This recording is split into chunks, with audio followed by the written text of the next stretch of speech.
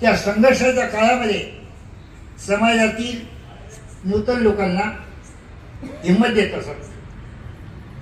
तुम्ही करा.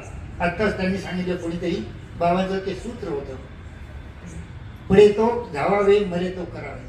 करायचंच. हिंमत मदत खुदा. हिंमत ठेवा, धाडस ठेवा, जिद्द ठेवा. जिद्द जर ठेवली तर परमेश्वर वास्तविक तुम्हाला प्राप्त झाल्याशिवाय राहणार नाही. आणि जिद्द ठेवण्याकरता समर्पण असावं, कारण समर्पणाकरता जिद्द असावी. जिद्द जर असेल तर समर्पणाची भावना अंतःकरणामध्ये उदित होत असते.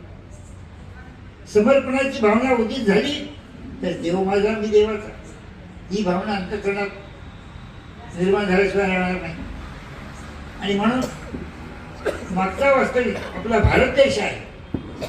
भारत देश हा वास्तविक विश्वगुरुत्वाच्या दिशेने आता गरुड झेप घेतो.